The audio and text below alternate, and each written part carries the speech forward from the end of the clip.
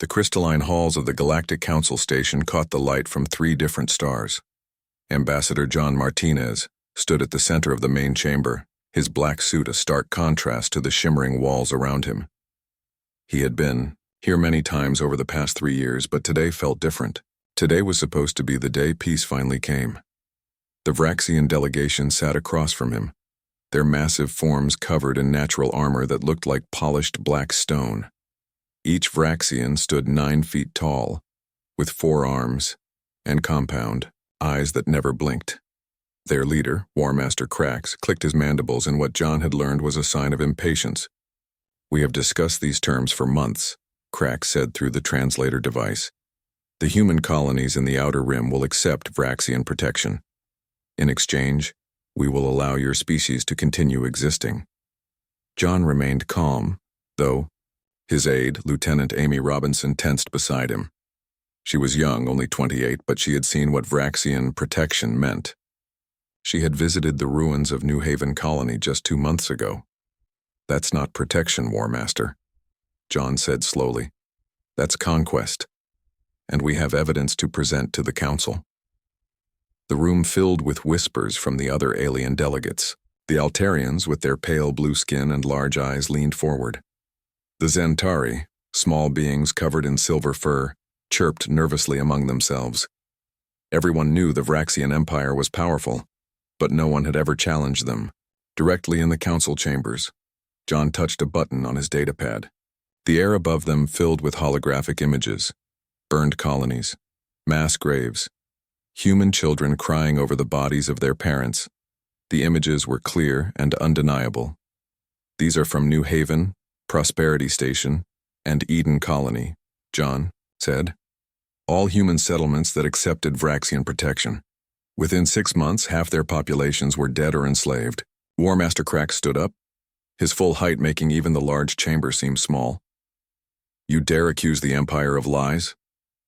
"I accuse the Empire of exactly what these images show," John replied. He didn't step back. He had faced the Vraxians for 3 years, and he would not show fear now. Amy watched the other Vraxians in the delegation.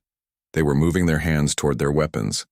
The council chambers were supposed to be neutral ground, a place where no violence could occur. Energy shields protected every delegate, but something felt wrong.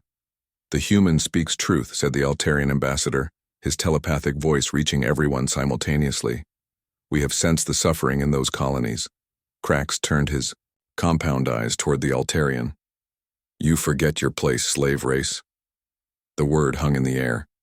Everyone knew the Altarians served the Vraxian Empire, but no one spoke of it so openly. John saw his opportunity. "This is what the Vraxians offer," he said, addressing the entire council. "They call it protection, but it's slavery. They have conquered 50 species, and humanity will not be the 51st. The data pad in John's hand suddenly grew hot. Amy saw it first, a red dot appearing on John's chest. Her military training kicked in and she moved to push him aside, but she was too slow. The plasma bolt came from the upper gallery. It passed through the supposedly impenetrable energy shields as if they weren't there. The beam hit John in the center of his chest, burning through his body in an instant. John fell backward, his datapad clattering on the crystal floor. Amy caught him, her hands pressing against the wound, though she knew it was useless. The hole in his chest was the size of a fist. "John!" she cried, forgetting protocol, forgetting everything except the man dying in her arms. His eyes found hers. Blood trickled from his mouth, but he managed to speak. "Don't let them win through fear," he whispered. "Promise me." "I promise," Amy said, tears streaming down her face. John Martinez died there, on the floor of the council chambers, in front of 40 different species. The assassination was captured by hundreds of recording devices. Within minutes, the footage was spreading across the galaxy. War Master Krax stepped forward, his mandibles clicking in what could only be satisfaction. "A regrettable action by extremists," he said. "The Empire does not condone such violence." Amy looked up at him, her uniform stained with John's blood. "You're lying," she said. You ordered this. Prove it, little human, Krax replied. The council erupted in chaos. Some delegates fled, others called for investigations, and the Vraxian delegation simply walked out, their message clear. They could kill anyone, anywhere, even in the sacred neutral ground of the council. Back on Earth, President Lisa Washington stood in the Situation Room beneath the White House. She was 63 years old, with silver hair and sharp brown eyes that had seen humanity through its expansion to the stars. The generals and admirals around her watched the footage from the council in silence. They killed him in front of everyone, General Adam Cooper said. In the council chambers, the shields didn't even slow the weapon down. Which means they've been planning this, Admiral Patricia Morgan added. They had weapons that could bypass council defenses. This was premeditated. President Washington remained silent for a long moment. Then she picked up a secure communication device. Get me the footage from intelligence, all of it. Within minutes, intercepted Vraxian communications filled the screens. The messages were encrypted, but human code breakers had been working on them for months. Now, with John's death as context, the meaning was clear. Eliminate the human voice, one message read. Authorization from the Imperial throne. The Emperor himself ordered John's death, Washington said quietly. They thought, killing our diplomat would make us afraid. They thought we would submit. She stood up and looked at each person in the room. They don't understand humanity. We tried peace. John spent 3 years trying to find a peaceful solution. They answered with murder. What are your orders, madam? President? General Cooper asked. Washington walked to the window that looked out over the rose garden. She thought of John Martinez, of his wife and 2 children who would grow up without a father. She thought of the colonies burning under Vraxian rule. She thought of the choice between fear and action. Send word to all human colonies, all military installations, all reserve forces, she said. Tell them that as of this moment we are at war with the Vraxian Empire. Madam President, Admiral Morgan said, the Vraxians have conquered 50 species. Their fleet is 10 times the size of ours. Washington turned back to face them. Yes, they have conquered 50 species who fought them the way they expected, but they've never fought humans. They think we're weak because we chose diplomacy first. They're about to learn that our mercy was never weakness. It was a choice. She walked to the communication console herself and opened a channel to all human worlds. 300 colonies across the galaxy would hear her words. Citizens of Earth, and all human colonies, she began. Today, Ambassador John Martinez was murdered while negotiating for peace. He died trying to protect human lives through diplomacy. The Vraxian Empire has chosen war. They believe terror will make us submit. They are wrong. Her voice grew stronger. We tried peace. We extended our hand in friendship. They answered with plasma fire. Now they will learn what happens when humanity is pushed too far. They will learn that we do not bow to tyrants. We do not yield to fear. From this moment forward, we are at war. Not a war of conquest, but a war of survival. Not a war we wanted, but a war we will finish. The Vraxian Empire thinks we are just another weak species to be conquered. They are about to discover their greatest mistake. The transmission ended. Across human space, factories that had built colony ships began retooling for war. Young men and women lined up at recruitment centers. Scientists started working on new weapons. Engineers began designing better ships. The sleeping giant had awakened, and the galaxy would never be the same. The Mars Industrial Complex had never seen activity like this. Where mining robots once extracted iron ore, assembly lines now produced plasma rifles. The factory floor stretched for miles beneath the red planet's surface, and every inch buzzed with purpose. Frank Torres walked through the construction bay, watching his new ship take shape.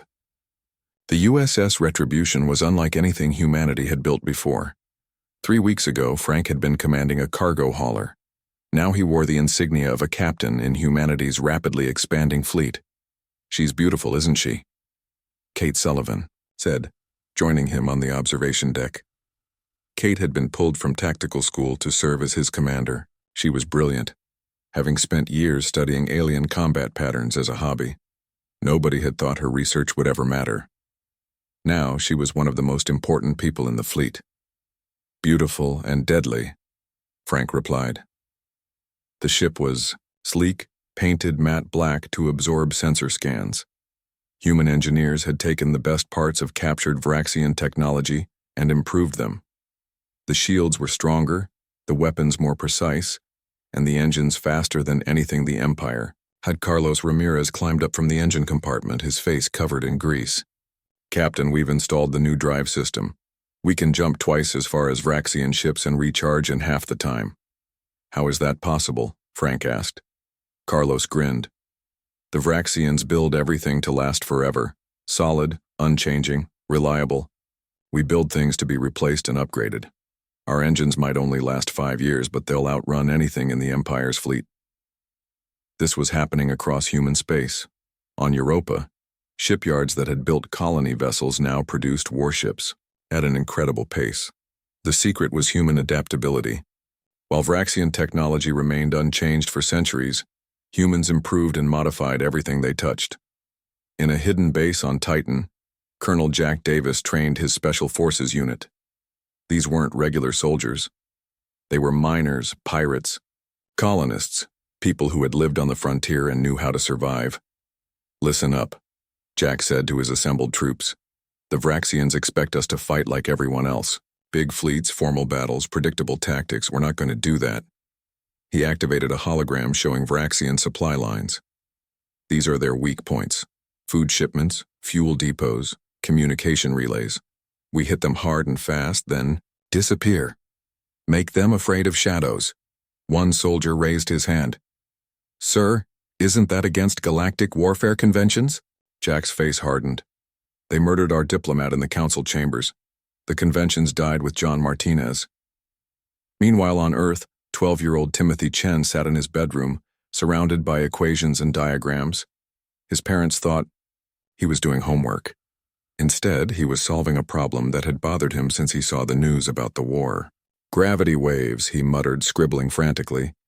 "If we can manipulate gravity waves, we can bend space around projectiles, make them impossible to block." His mother called him for dinner, but Timothy barely heard her. He was close to something revolutionary. The science fair was next week, and while other kids were building volcanoes, Timothy was designing a weapon that could change the war. Across the globe, similar scenes played out. Humanity's greatest strength wasn't its military fight, but its creativity. Every human, from children to elders, contributed ideas. The military had set up a website where anyone could submit tactical suggestions. Most were useless, but some were brilliant. A grandmother in Japan suggested using old Earth music as psychological warfare. Vraxian hearing was sensitive to certain frequencies that humans found pleasant. A farmer in Kansas proposed using modified crop dusters to deploy weapons. A teenager in Brazil figured out how to hack Vraxian communication codes using her gaming computer. The Vraxian Empire watched these preparations with amusement. War Master Krax stood on the bridge of his flagship, reviewing intelligence reports. "The humans mobilize their entire population," his aide said. "Even their children participate." Krax's mandibles clicked dismissively. "Desperation. They know they cannot match our strength, so they flail wildly. Prepare the Third Fleet. We will crush their military in a single engagement, and their spirit will break." He didn't understand that humanity's strength came from this very desperation. Every human knew what defeat meant. The images from the conquered colonies had been broadcast everywhere. Children torn from parents, workers forced into slavery, entire cities burned to ash. The first strike came from an unexpected source. A human merchant ship, the Aurora, requested permission to dock at a Vraxian supply station. The Empire's forces barely paid attention. Humans were still trading in some sectors, trying to maintain normalcy. The Aurora's captain, an old freight runner named Bill Murphy, had volunteered for this mission. His cargo manifest showed food supplies. The Vraxians didn't scan deeply enough to detect the antimatter bomb hidden in the grain containers. Bill waited until he was clear, then sent a simple message. "For John Martinez." The explosion destroyed the supply station and 3 Vraxian cruisers. It was the first blow, but not the last. Within hours, similar attacks hit bases across Vraxian space. Merchant ships, passenger vessels, even hospital ships had been converted to weapons. The Vraxians were stunned. No species had ever used civilian vessels as weapons. It violated every rule of civilized warfare. But humans weren't playing by the rules anymore. Kate Sullivan studied the tactical reports in her quarters aboard the Retribution. "They're confused," she told Frank. "Look at their fleet movements. They're pulling back, trying to protect everything at once." "They expected us to meet them in open battle," Frank said. "Instead, we're death by 1,000 cuts." The European shipyards launched their first wave of new vessels. They weren't pretty like Vraxian ships, all smooth curves and decorative elements. Human ships were ugly, functional, and deadly. Gun ports covered every surface.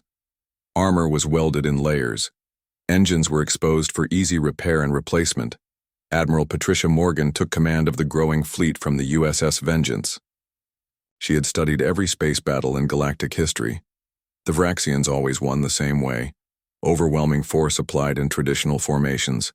Their tactics hadn't changed in 1,000 years because they hadn't needed to. "We're going to teach them something new," she told her officers. Chaos. The training began immediately. Human pilots learned to fight in ways that seemed insane. Ships would ram enemies if needed. Pilots would overload their engines for short bursts of impossible speed. Weapons were modified to fire in patterns that made no tactical sense but confused. Enemy targeting systems. On a small colony near the frontier, Maria Gonzalez kissed her husband and children goodbye. She had been a teacher before the war. Now she wore the uniform of a Marine. "Why do you have to go?" her daughter asked. Maria knelt down to eye level with the 6-year-old. "Because if I don't, the bad aliens might come here. I'm going to make sure they never reach you." Across human space, similar conversations happened millions of times. Parents became soldiers. Engineers became weapons designers. Doctors learned to treat combat injuries. The entire species transformed itself for war. The Vraxians had expected fear. They had expected surrender. Instead, they got something they had never encountered before. A species that grew stronger under pressure. Every attack made humans more determined. Every loss made them more creative. Every threat made them more united. Timothy Chen won his science fair with his gravity wave. Weapon design. Within a week, military scientists were studying his work. Within a month, prototypes were being tested. A 12-year-old boy had created something the Empire's scientists hadn't imagined in millennia. This was humanity's secret weapon, not superior technology or greater numbers, but the simple refusal to accept defeat. Every human, from the youngest child to the oldest adult, had become a soldier in their own way. The Empire had awakened not just a military force, but an entire species united in purpose. The sleeping giant was fully awake now, and it was angry. The Sigma Draconis system looked peaceful from a distance. 7 planets orbited a yellow sun, and asteroid belts floated lazily between them. But hidden among those asteroids, Commander Paul Brown and his squadron had been waiting for 2 weeks. "Stay sharp, people," Paul whispered into his comm. Though there was no need to whisper in space, old habits from Earth died hard. "They'll be here soon." His bomber squadron consisted of 20 ships, each one painted to look like asteroid rock. They had been running on minimal power, nearly freezing in the cold of space, waiting for this moment. The Battle of Sigma Draconis was about to begin. Admiral Patricia Morgan stood on the bridge of the USS Vengeance, studying her tactical display. She had 150 ships under her command, everything humanity could gather for this fight. The Vraxians were coming with 500. "Admiral, enemy fleet dropping out of hyperspace," her sensor officer announced. The Vraxian fleet appeared in perfect formation, just as they had in every battle for the past 1,000 years. Their ships formed a massive phalanx, with heavy battleships in front, cruisers in the middle, and support vessels in the rear. It was a formation that had crushed 50 species. War Master Krax stood on his command ship, confident in victory. "Send the message," he ordered. Tell the humans they have one chance to surrender. The message reached the Vengeance quickly. Admiral Morgan read it aloud to her bridge crew. Surrender now, and we will only execute your military leaders. Resist, and we will burn every human world to ash. Morgan looked at her crew. Some were scared, some were angry, all were determined. Send this reply, she said. Nuts. The ancient Earth response confused the Vraxians, but its meaning was clear enough. The battle was on. All ships, execute Wolf Pack Protocol, Morgan commanded. The human fleet scattered instantly. Where the Vraxians expected a matching formation, they got chaos. Human ships split into groups of 5, each group operating independently. They attacked from different angles, at different speeds, with different weapons. Krax watched in confusion. What are they doing? This makes no tactical sense. His tactical officer struggled to track the human movements. War Master, they're not following any known battle doctrine. Each group seems to be doing something different. Lieutenant Commander Ashley White led her fighter squadron straight at the Vraxian formation. The fighters were small, fast, and incredibly fragile. One hit from a Vraxian weapon would destroy them. But Ashley had trained for this. Remember, she told her pilots, they can't hit what they can't predict. Make it random, make it crazy. Her fighter dove, spun, and twisted in ways that should have been impossible. The G-forces pushed her body to its limits. She could feel blood vessels bursting in her eyes, but she didn't slow down. Her fighter danced between Vraxian laser beams, getting closer and closer to their formation. The Vraxians had never seen anything like it. Their targeting computers, programmed for logical flight patterns, couldn't track the human fighters.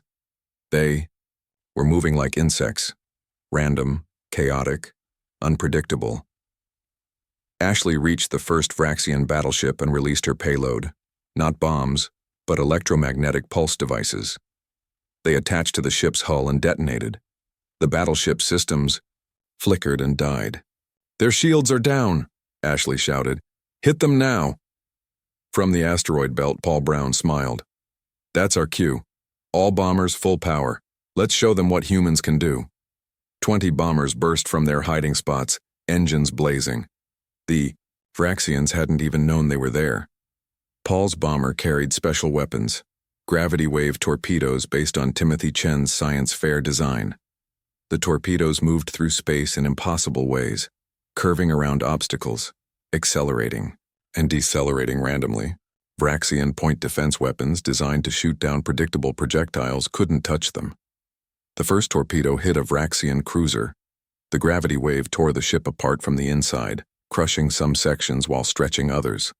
The cruiser crumpled like paper. Impossible, Krax roared. No species has weapons like this. His aide trembled. War Master, we're receiving reports from across the formation. The humans are everywhere. We can't track them all. Kate Sullivan watched the battle from the Retribution's tactical station. She had studied Vraxian psychology for years, and she knew their weakness.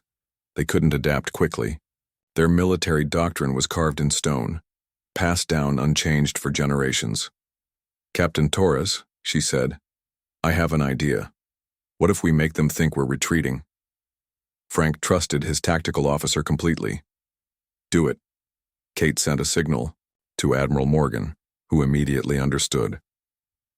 All ships in Sector 7 simulate engine failures, make it look good. 30 human ships suddenly slowed down, venting gas and firing emergency beacons.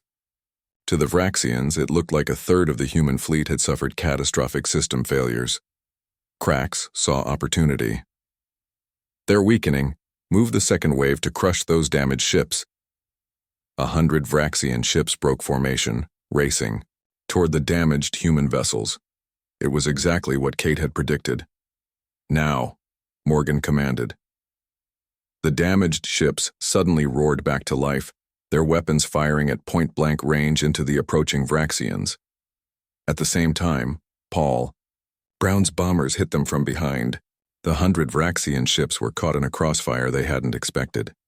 Meanwhile, Captain Danny Rodriguez led a boarding party onto a damaged Vraxian destroyer.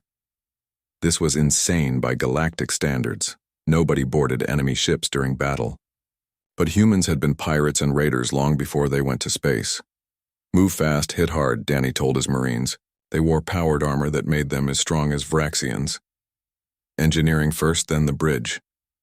The Vraxians on the destroyer were completely unprepared. They had never trained for close combat inside their own ships. Danny's Marines moved through the corridors like a hurricane, stunning Vraxians with neural disruptors and planting charges on critical systems. Within 10 minutes, they had taken the ship. Danny stood on the bridge looking at the captured Vraxian navigation data. "Admiral Morgan," he transmitted, "you need to see this. I have their entire fleet deployment plan." The battle had been raging for 3 hours now. The Vraxians had expected it to last minutes. Their perfect formation was shattered. Ships drifted powerless, their systems fried by EMP weapons. Others spun out of control, their crews confused by human electronic warfare that made their sensors show phantom fleets. Ashley, White had lost half her squadron, but the survivors had taken down 20 Vraxian ships. She pulled her fighter through another impossible turn, her vision going gray from the G-forces. "I can't keep this up much longer," she gasped into her comm. "You don't have to," Paul Brown replied. Look, the Vraxian fleet was retreating. For the first time in their empire's history, they were running from a battle. Crack stood on his bridge in shock. 300 of his ships were destroyed or disabled. The humans had lost only 12. How? He kept asking. How is this possible? His tactical officer had an answer he didn't want to hear. "War Master, they don't fight like a military. They fight like predators. Each ship, each pilot, makes their own choices. We can't predict chaos." Admiral Morgan watched the Vraxians flee. Her crew was cheering, but she remained focused. "Let them go," she ordered. "We've sent our message." The footage of the battle spread across the galaxy within days.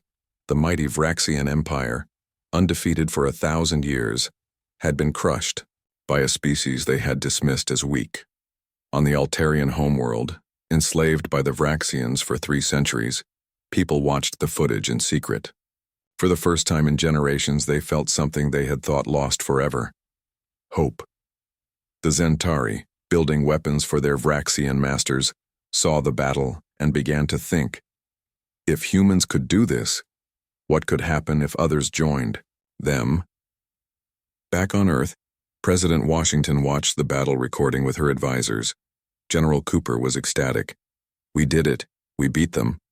But Washington was wiser. "We won a battle, not the war. The Empire will come back with everything they have." She was right. On the Vraxian homeworld, the Emperor himself watched the battle with cold fury. He had underestimated the humans. He would not make that mistake again. But something had changed in the galaxy. The myth of Vraxian invincibility was broken. Other species began to whisper, to plan, to hope. The humans had shown it was possible to fight back, and in her quarters on the Vengeance, Admiral Morgan received a secret transmission. It was from the Altarians. 3 words that would change everything. "We want freedom." The tide had turned, but the real storm was just beginning. The moon of Kepler 22b had no name, only a designation, K22-7. It was a dead rock floating in space, worthless to everyone except those who needed a place to hide. That made it perfect for the secret meeting about to take place. Ambassador Kevin Phillips had taken over after John Martinez's death. He was younger, only 35, but he had something the Vraxians hadn't counted on. He had grown up in the outer colonies. He knew what it meant to fight for survival. The Altarian delegation arrived first, their ship painted black to avoid detection. 3 figures emerged, their pale blue skin almost glowing in the dim light of the hidden base. The lead figure removed his hood, revealing Ambassador Zelian, one of the highest-ranking Altarians still alive. "Thank you for coming," Kevin said, extending his hand in the human gesture of friendship. Zelian looked at the hand for a moment, then took it carefully. "We are risking everything by being here. If the Vraxians discover this meeting, they will exterminate what remains of our people." "They won't find out," Kevin assured him. "This base is shielded by technology they've never seen. Now, what did you want to tell us?" Zelian's large eyes showed an emotion Kevin had learned to recognize: desperate hope. For 300 years, we have served the Empire. We had no choice. But your victory at Sigma Draconis has shown us something we had forgotten. It is possible to resist. He produced a data crystal from his robes. This contains the locations of every Vraxian military base, the schedules of their supply runs, and most importantly, the weakness in their command structure. Kevin took the crystal carefully. What do you want in return? Freedom, Zelian said, simply. Help us fight, and we will help you win. Before Kevin could respond, another ship arrived, then another. Within an hour, representatives from 6 different species had gathered in the base.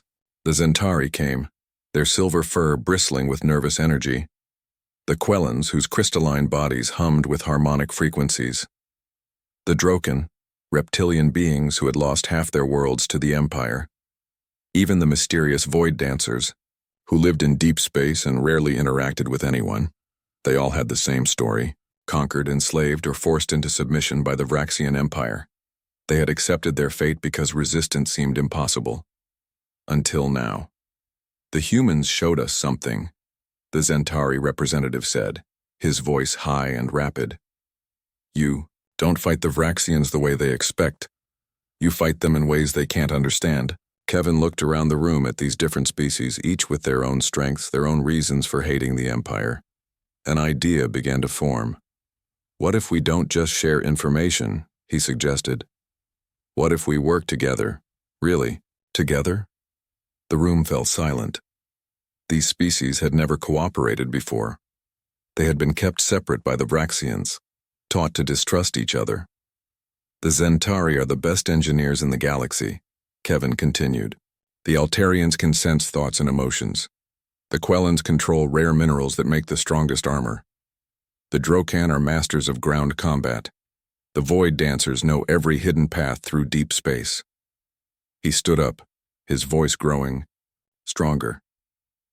Alone, we're all victims. Together, we could be unstoppable. Back on Earth, Dr. Julie Foster was working on a different problem. She was studying captured Vraxian prisoners, trying to understand their biology. What she discovered changed everything. Their entire society is built on pheromones, she explained to President Washington over secure communication. The Emperor and the ruling class literally control the thoughts of lower-class Vraxians through chemical signals. The soldiers don't choose to fight. They're compelled to. Washington leaned forward. Are you saying the Vraxian military is essentially enslaved by their own leaders? Exactly, Julie confirmed.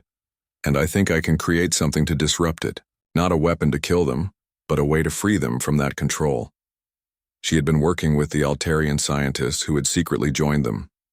Their telepathic abilities helped them understand how the pheromone control worked on a neural level.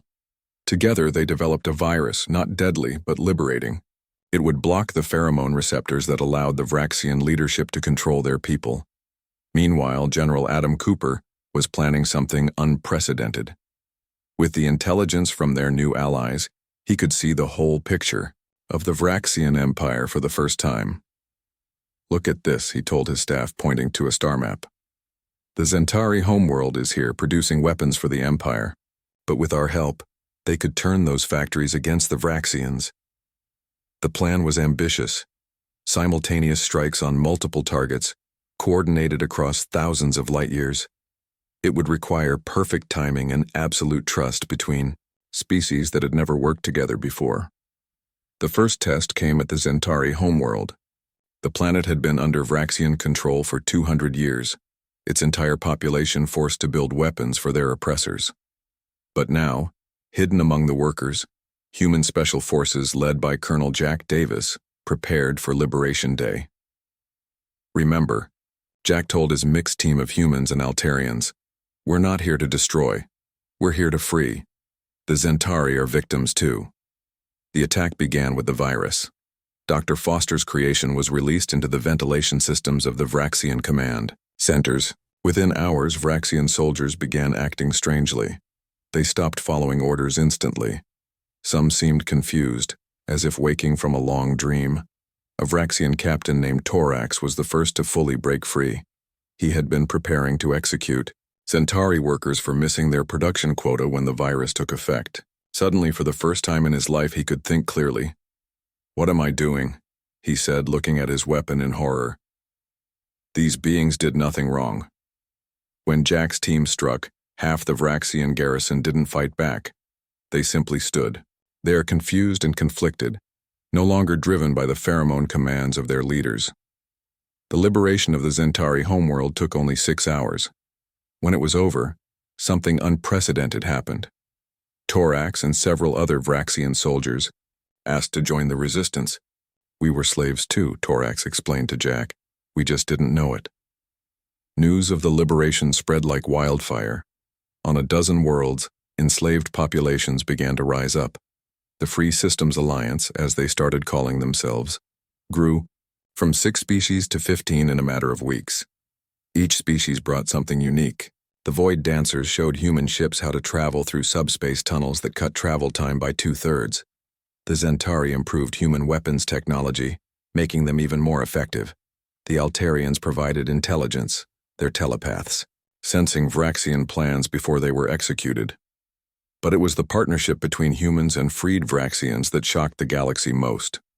On the liberated world of Kronos, human marines and free Vraxian soldiers fought side by side against Imperial forces.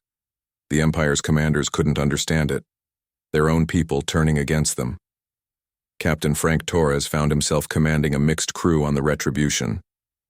His new weapons officer was a freed Vraxian named Varric who had chosen to fight against his former masters. "Why?" Frank asked him one day. "Why fight your own people?" Varric's mandibles clicked in what Frank had learned was sadness. "For 500 years, my family has served the Empire. Not by choice, but by chemical compulsion. My children deserve to choose their own path." The Free Systems Alliance grew stronger each day. Human creativity combined with alien expertise created weapons and tactics the Vraxian Empire had never imagined. Ships that could phase in and out of reality. Weapons that targeted specific DNA sequences. Shields that absorbed energy instead of deflecting it. But the Emperor was not idle. On the Vraxian homeworld, he gathered his remaining forces. Every ship, every soldier still under his control, was called home. He would make one final stand, using the full might of the Empire to crush this rebellion. The message he sent was picked up by Altarian telepaths and decoded by human intelligence. It was simple and terrifying. "Return to Vraxis Prime.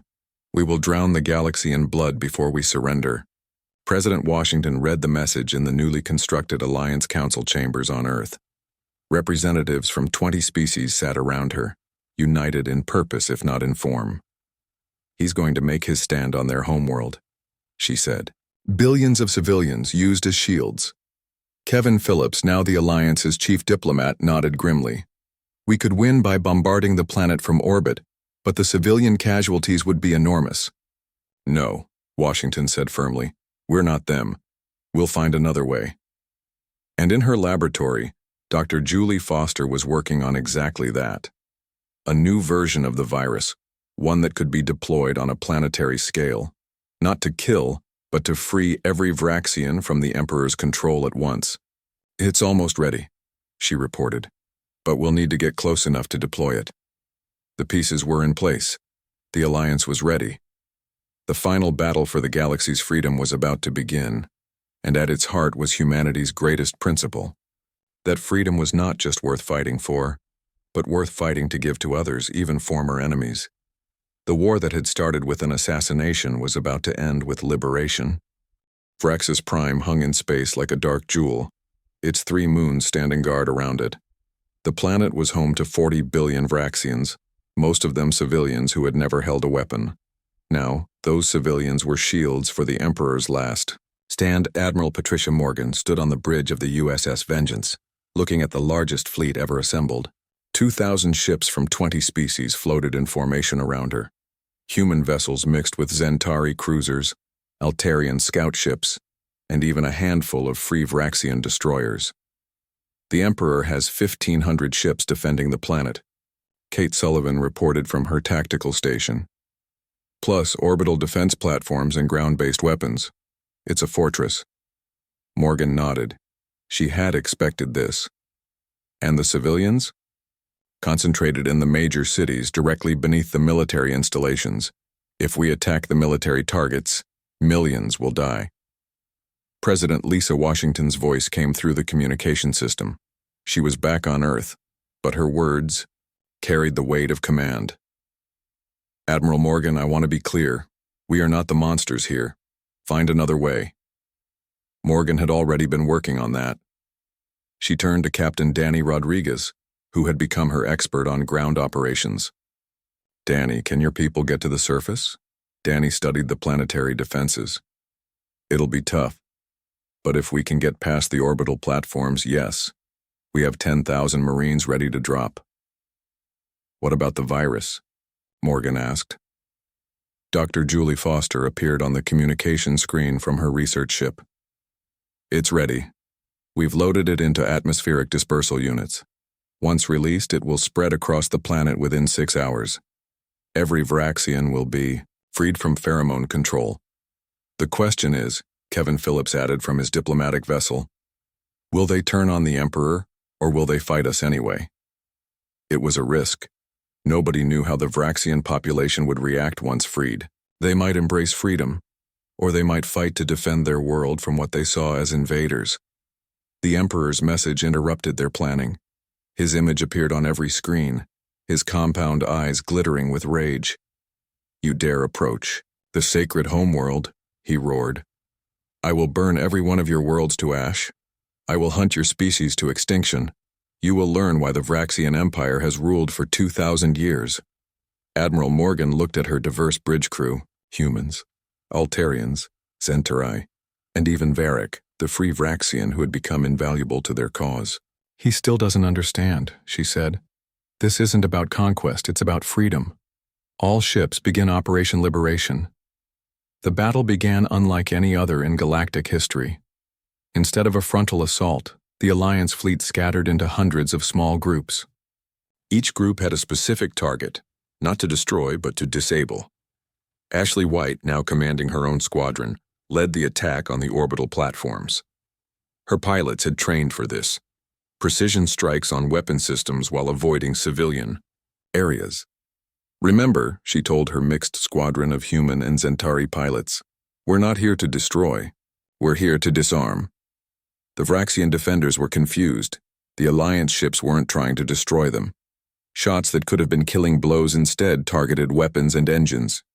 EMP weapons disabled ships without killing crews. Meanwhile, Captain Frank Torres and the Retribution led a group of stealth ships past the orbital defenses.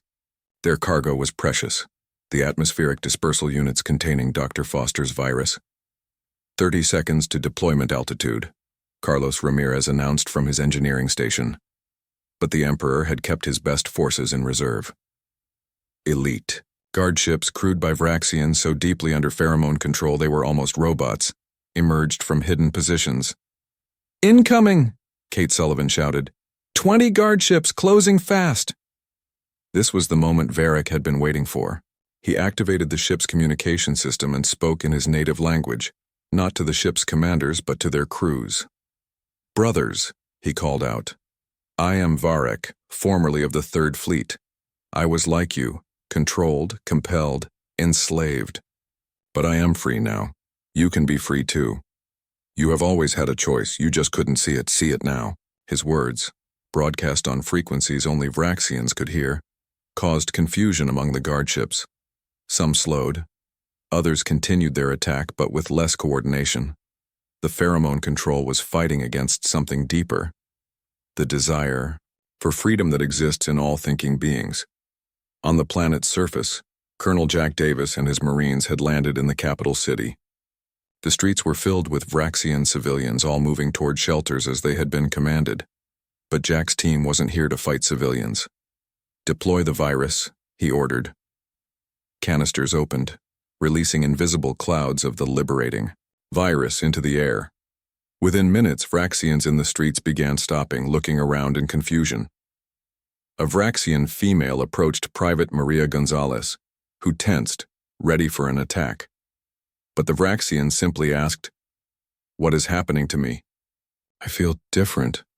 "You're free," Maria said simply. "For the first time in your life, you're free." In the Imperial Palace, the Emperor watched his empire crumbling. Reports flooded in. Ships refusing orders, soldiers laying down weapons, civilians gathering in the streets not in protest, but in wonder. "Impossible," he raged. "I am their god. They obey me." His own guards were wavering. The virus had reached the palace through the ventilation systems. One by one, his most loyal servants were breaking free from his control. The captain of his personal guard, who had served for 50 years, suddenly saw clearly. He looked at the Emperor, really looked at him, for the first time. He didn't see a god or a leader. He saw a tyrant who had enslaved billions. Admiral Morgan received the message she had been hoping for. It came from the planet's surface, from a Vraxian civil leader who had just been freed from control. "We request a ceasefire," the message said. "We need time to understand what is happening. Please, no more fighting. All Alliance ships cease fire," Morgan commanded. "Hold positions, but do not attack unless fired upon." The battle that should have destroyed worlds was ending not with explosions, but with awakening. Across Vraxis Prime, billions of Vraxians were experiencing free thought for the first time. Some were angry, some were confused, many were crying, tears of joy or sorrow, they weren't sure which. The final confrontation came in the Imperial Palace. Colonel Jack Davis and his team, accompanied by freed Vraxian soldiers, approached the throne room. The Emperor was there alone except for his former guard captain. "You have destroyed everything," the Emperor screamed at them. 2,000 years of order, of strength, the guard captain spoke, his voice steady. 2,000 years of slavery, it ends now. The Emperor tried to release emergency pheromones, a last desperate attempt to regain control, but the virus had made everyone immune. He was just one Vraxian now, with no power over others. "What will you do with me?" the Emperor asked, suddenly seeming small and old. Jack expected the freed Vraxians to kill him. After all he had done, no one would blame them. But the guard captain surprised everyone. "You will stand trial," he said. "The people, all the people you controlled, will decide your fate. That is what free beings do." 5 years later, Admiral Amy Robinson stood in the same hall where John Martinez had died. It had been rebuilt as a memorial and a meeting place for the Free Systems Alliance, which now included 40 species. The transformation of the galaxy had not been easy. Some Vraxians had struggled to adapt to freedom. Some had even asked to be controlled again, frightened by the burden of choice. But most had embraced their new lives, working to repair the damage their empire had caused. The former emperor was serving a life sentence, not in prison, but in service, teaching other species about the dangers of absolute power and the importance of freedom. It was the freed Vraxians who had suggested this punishment, believing redemption was possible even for him. Captain Frank Torres, now an admiral himself, brought his grandson to see the memorial. The boy, born after the war, looked at the statue of John Martinez with curiosity. "Grandpa, why did they kill him?" the boy asked. Frank thought about how to explain. "They were afraid, son. The ambassador was showing everyone that there was a different way to live. The empire was built on fear and control. He threatened that just by talking about freedom." "But we won the war, right?" Frank looked around the hall. A Vraxian engineer was working alongside a human technician. Altarian children were playing, with Zentari youngsters. A group of mixed species was planning a joint exploration mission to a distant galaxy. "We didn't win a war," Frank said. "We ended one. There's a difference. Winning means someone loses. Ending it means everyone gets to start over." The boy seemed to think about this. "Are humans the strongest species now?" Frank smiled, remembering asking the same question years ago. "No, we're not the strongest. But we might be the most stubborn. We don't give up, even when things look impossible. And sometimes that's enough to change everything." A free Vraxian approached them. It was Varric, Frank's old weapons officer, now an ambassador for his people. "Admiral Torres, he said, his mandibles clicking in what Frank knew was a greeting of respect. I wanted to thank you again. For everything. You freed yourself, Varric, Frank replied. We just gave you the opportunity. Varric's compound eyes turned to the memorial. John Martinez gave his